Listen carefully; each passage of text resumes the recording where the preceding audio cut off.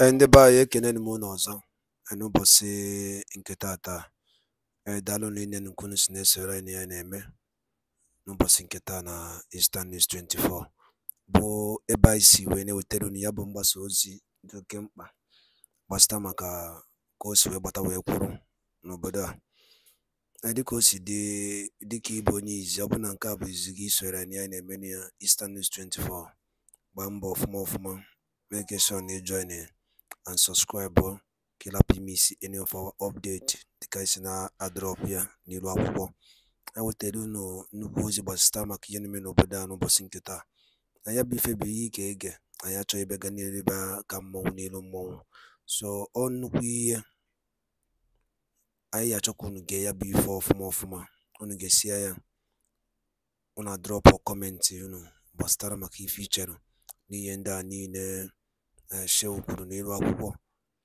All right, over to you, sir. Perfect. All right. Good morning, Ayo. Morning, Oji. How are you this morning? Very good. Rufai. Morning. Welcome back. Thank you. Show Akpa. Yeah. Right. Push Don't it. worry. Thank you. You'll be all right. Yes, sir. Well, all right. Well, good morning to you, viewers. Let's begin what's trending.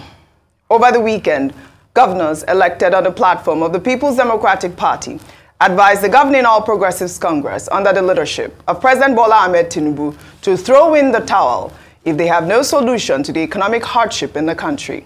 The PDP Governors Forum specifically noted that the hardship and suffering being faced by Nigerians has no tribal, religious, or party coloration, stressing that a hungry man is an angry man. Well, in the meantime, the Minister of the Federal Capital Territory, Nyesom Wike, while speaking about his readiness for the 2027 elections during a Thanksgiving service in Rivers State on Sunday, canvassed support for President Bola Ahmed Tinubu's economic reform policies, saying that it won't be easy to turn the fortunes of the nation around in a short time frame. The minister, who is also said to be a member of the People's Democratic Party, also stated that with the alliances his political camp has formed, the 2027 elections will be a walk in the park. Decisions of Mr. President is what, if we are patient, at the end of the day, we will get to where we want to get to. It cannot be easy that way. That you want to bring a policy that something that has spoiled for years, within 6 months, you have changed it. Even if it is a miracle, it is difficult. It is difficult. What we require is give him support. I believe in the Renew Hope agenda. I seriously believe in the Renew Hope agenda. I'm not going to do anything to continue to support Mr. President. I can tell you, with the forces we have, I don't know of anybody who will challenge us. I don't know of anybody who will challenge us. I can tell you, it's like tomorrow is 2027. It's like tomorrow is 2027. So all these things will come and we'll just rest. For me, it's still very far. I can't wait.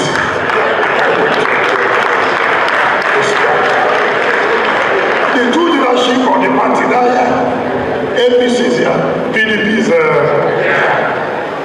where can you find that unity? Which state? It's only Rivers where you can find that unity. Well, all right, let me take a reaction to his reference about, the elections that may happen in Rivers State in 2027. Well, this person wrote, who is Wike referring to as us? Does it mean PDAPC, PDP, or APC? Though not surprised, it is evident that when Wike claimed he was fighting for the interests of Rivers people, he lied. It was always his interest. He used the people of Rivers to elevate himself. Well, a lot of people have also said that, is this idea of politicians going into our sanctuary, our religious places like, the church or mosque, to make such, statements. People should refrain from talking about these types of things in, in a religious center. I don't know what your thoughts are on that as well. Let me ask you before I take this one. That's in the religious center. Yes.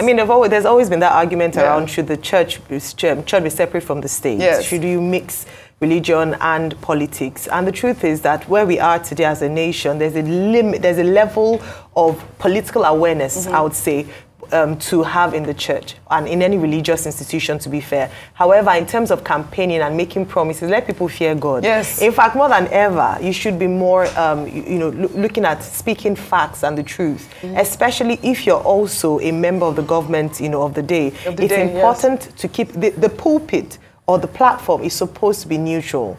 Everyone is supposed to be welcome, and if anything is being said, it ought to be truth, it ought to be fact. Now, in terms of, it's like saying that they will win. Everybody, are you a winner? Everybody says that they're winners.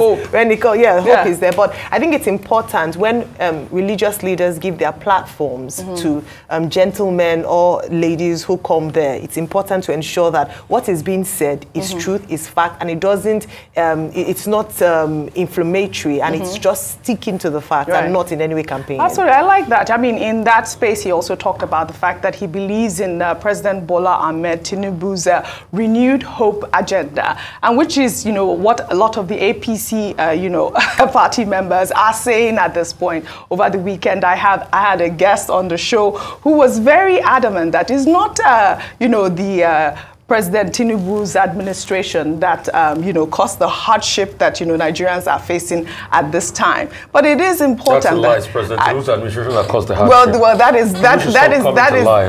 that's what the people, his camp, the Tinubu support group will continue to say that. But in the meantime, an old video showing the late MKO Abiola advocating for transparency in governance during the 1993 presidential election has surfaced online.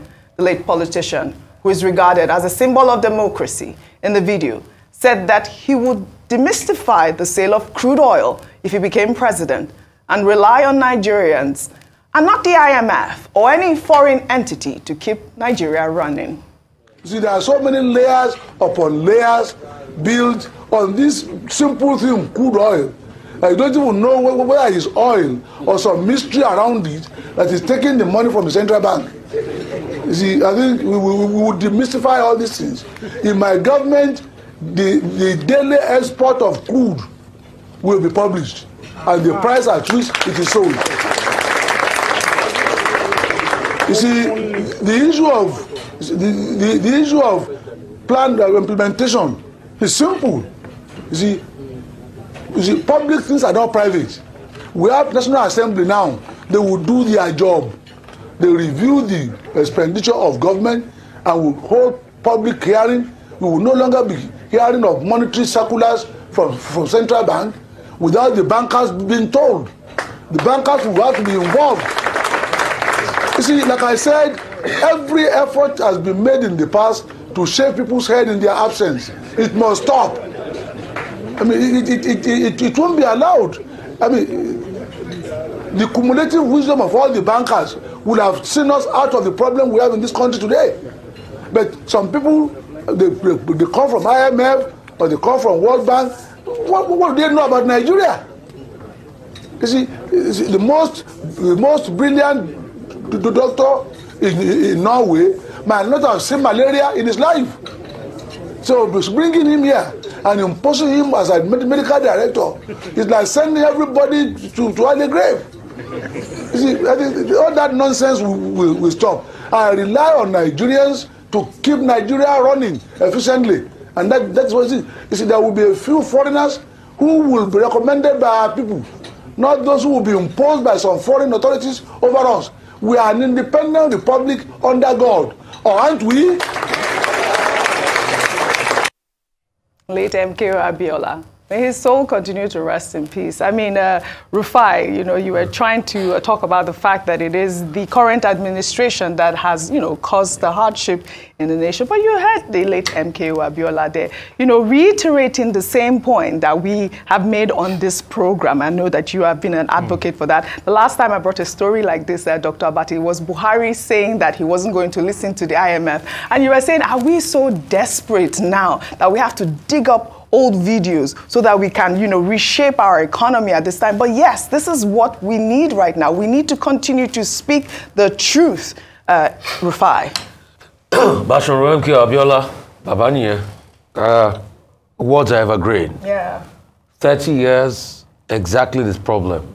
For the liars that are coming around to lie, President Tinubu himself has confirmed that he was the one that set this dynamo in place. He said, quote me, that his advisors advised him not to remove subsidy. I mean, not be so, but he felt he was bold. This same subsidy he has gone back to paying. The same IMF they used to call to pay them out. IMF is not telling them you are paying subsidy again. And the money has now increased. So anybody that comes here to lie and says it's not President Tinubu that caused the problem, you know it's a lie. There are facts. I deal with facts. I don't deal with sentiment and shout. Also, the attempts to be able to float the currency without having the fundamentals to defend the currency, plunge the currency where it is today. Didn't we advise that even if you are going to manage a float, borrow to have fundamentals to buffer? MK Abiola said the truth. The same scam has been going on in NNPC. It was set up in the 70s. That we don't even know how much production goes on. The same NNPC came out to lie to Nigerians that are not paying subsidy again, but everybody's found them out. Didn't Rotus and I was saying this thing here 4 months ago that they started paying subsidy again? Is it not the same IMF that they call that? And this over attempt to run to IMF every time. We did it during Babangida's time. Where did he lead us? Look at the problems we created then. We created problems for ourselves because we squandered our riches. This was the same country. Yakubu Gowon said the problem is not money but how to spend it in the 70s. Absolutely. This was the same country we gave Udoji Award, wage award, after the Jerome Udoji committee met, that caused a lot of inflation in the 70s, and we first blamed the Ghanaians for our problem, not knowing that corruption was part of it. This was the same country of the cement armada. This was the same country of the corruption that heralded First Fact 77. So we did all of that. This was the same country that we had ministers feed fats in the Shagari regime, and they were giving 3 portions of land in VI and everything here. But we all know how all of that led us. It didn't lead us anywhere. This was the same country of essential commodity. So when we squander our riches, we have problem. As when MK Abiola was talking 30 years ago, dollar was not 1,000 no, to the naira. It was still less than 100 or less than 50. It was when Abacha came in, we had the official rate of 22, but the unofficial rate was 80 naira. Right. So what MK Abiola was saying that Nigerians can run this country. And when you need help, speak it out that you need help.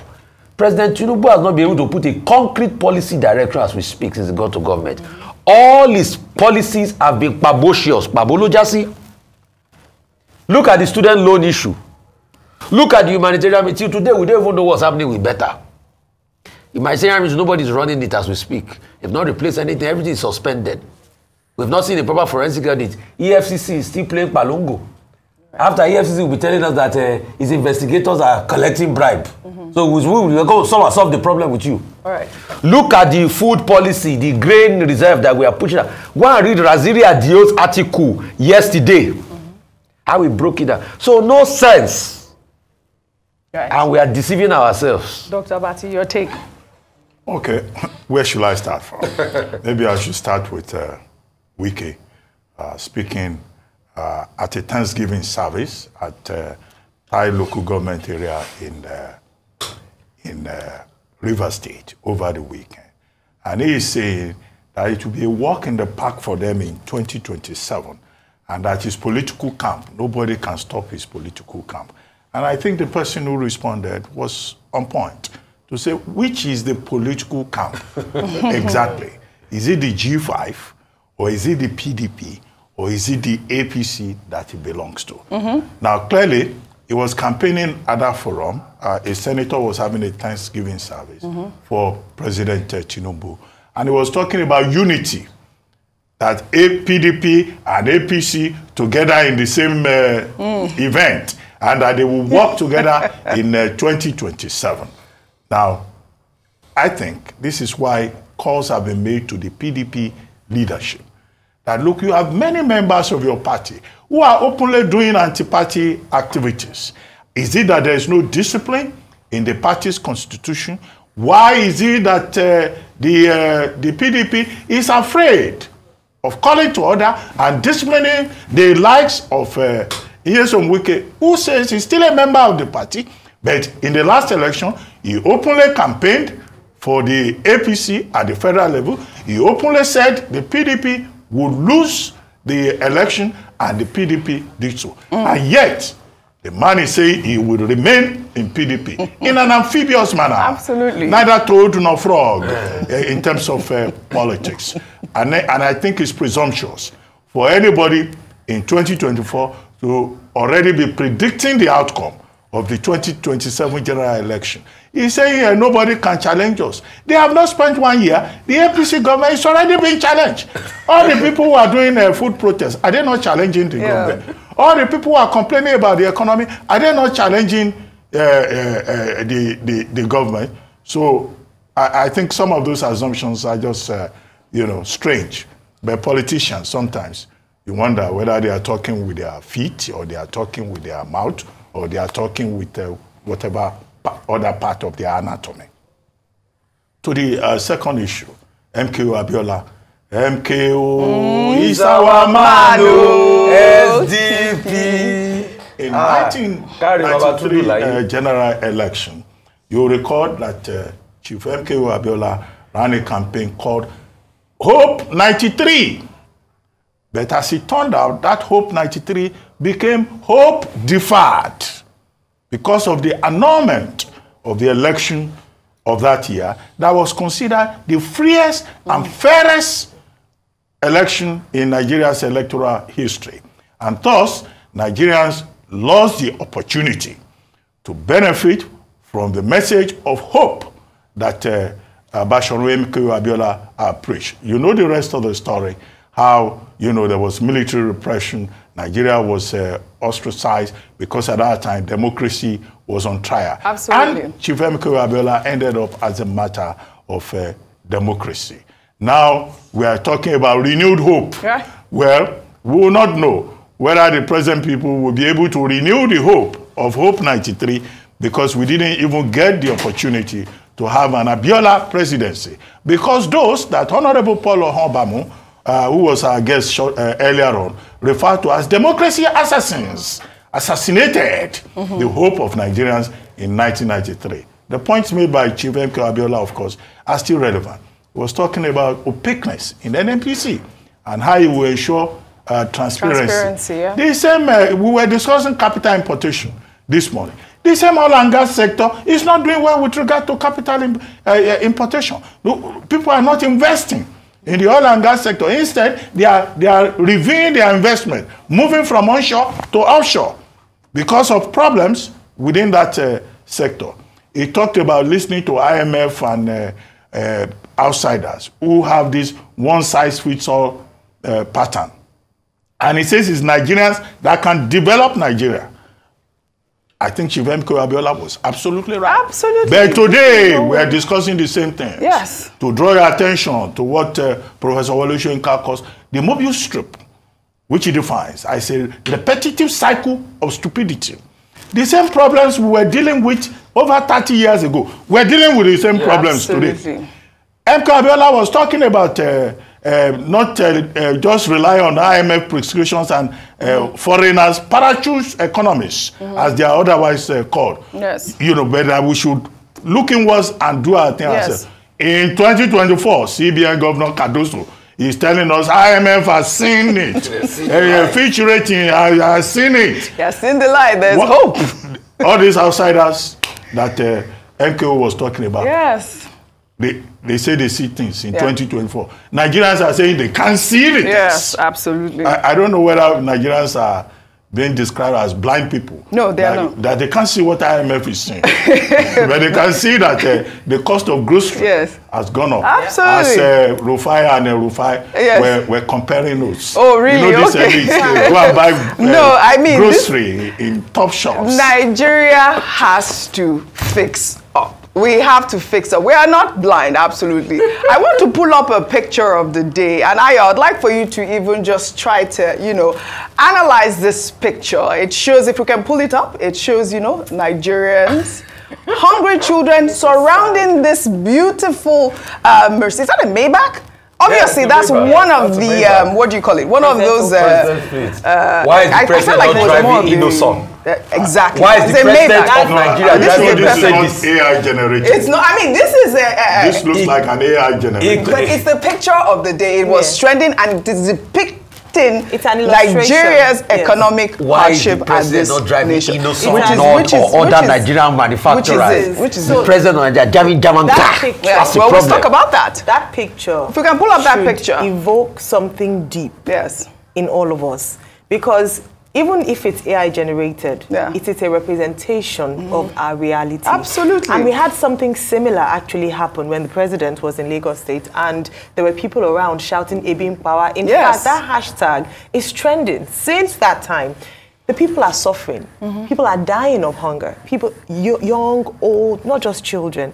Yet, we see the elite. And that's why I said last week that even though they say that, oh, Nigeria is not poor, Nigeria is poor, it's difficult to argue that because we see the elite living as if nothing is happening. Yes. Look at their parties, their weddings, their events, the cost of governance. And it belies the fact that there are people who cannot go to bed with food in their stomach. It is very sad, and we need to address that before there's anarchy in the country. Well said, Ayo.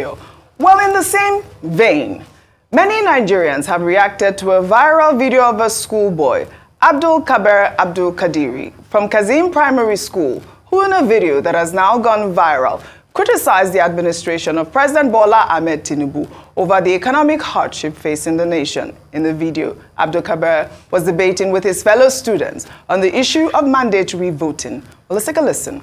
My name is Abdul Kabir Abdul Kadir from Kasim Primary School, Agel. Strongly standing here before you to oppose the motion, which says voting should be mandatory. Firstly, the use of force in a democratic setting is unconstitutional. Forcing people to vote undermines democracy itself. Hence, democracy is built on the ideas of freedom of choice. People should be free to choose who to lead them. Having said that, consider the kind of politician we have in this country and how politics is being practiced. Who and who are we making voting mandatory for? Just April last year, we voted Tinubu to be our next president, with every hope that this will change for better. Upon signing him, the first bit of color he gave us was to remove the petroleum subsidy, throwing the whole nation who took in Obia into untold hardship. Prices of goods and services continue to rise. Tinubu, with all his charisma, cannot handle this country the way we want. Presently, we are experiencing the category of the leaders, and as all this are happening, our lawmakers who have the constitutional power to call everybody to order, including President Deputy Note. Particularly in the Senate instant, they are busy budgeting for 160 million naira flashy cars, housing allowances. It is for God's sake. Is this the kind of our leaders who want to make voting mandatory for? Brilliant young boy. I mean, when I saw the video, I had to watch it more than once. And I was taken aback because, you know, I wasn't so sure why the school allowed the boy to not, you know, maybe they should have read his script, because Thunder was trending on social media over the weekend because he made some, you know, inflammatory statements and saying that, you know, the leaders should crash in the plane and Thunder should strike them. Wrong. And that actually is wrong. That's wrong. Besides that, he was brilliant in his delivery. Let me take one tweet from Dr. Yakubu. He wrote, "At this age, whoever wrote the script for him isn't helping the boy. He will grow as a rebel. A primary school boy shouldn't be trained to call his leaders thieves," and so on. The use of thunder and the likes is utterly unbecoming. I understand the instructors could be using the medium to unleash what's in their mind due to the pervasive hunger in the land. However, it is still wrong to use the boy as a scapegoat. I mean, this young boy should not be used as a scapegoat, but he did amazing, and he really just hit the nail head with everything he said in that video. I encourage people to watch it, but the use of those curse words I do not support, and it should not be promoted at all. At all. Let children be children. Yes. Children are aware of things even more than we give them credit for. It was obvious. We all did debates when we were younger. Yes. You know how you would cram the scripts and then come up and just regurgitate. But it's important that we also preserve the innocence of children, even though we are trying to protest. So please, let's not raise children who are growing up with hate. And this is is how sometimes young children are radicalized. When you're giving strong views and opinions that belong to adults and allowed to present those facts, it's very wrong. Please, let's preserve the innocence of children, even though they are very aware of what's going on. They can feel it in their life, you know, see their parents struggling, see themselves going to bed hungry. But please preserve the innocence of children at this time. I have a slightly different opinion about what Dr. Yakubu said. That's the gentleman who said, oh, this boy will grow up to become a rebel. How is he so sure? However, rebellion is good for society. I mean, some of the major developments in human history have come about as a result of rebellion. Albert Camus wrote a novel, a 1951 book-length essay titled The Rebel. And it's about the value of rebellion. Some of the major developments in society have been as a result of the fact that people moved away from orthodoxy and said society must change. And if we have young people who already have the consciousness that certain things are wrong with Nigeria and that Nigeria must make progress, I don't see a problem with that. After all, when we are teaching other things, we say catch them young, conscientize them early. Yes, all right. Well, all right. I don't think we have enough time to take our last story. It was about the River State governor honoring our great chief. He's not a chief. Oh, fantastic. Stanley Nwabali. Yes, gave him 20 million naira as well as it's amazing. Well, congratulations to him, Odogu. Well, all right. I'd like to thank you all for your great... And the Baidalo Linen, Kunisnes, Name. Edeke iso wege ya bife enuri ya the ballon the gentle lion who was in Europe no basing tata no ozo de kibi ya bo ke fi wori ku basta ma ya bife ndani no who was in Europe foku le dinne okura de kosi de ke fi wori ki ku basta ma ya bife drop ya on the comment section below chitekwe ya Eastern News 24 kai si wene hotel no pozi ya do kempa dano no mun dem gwan kemesian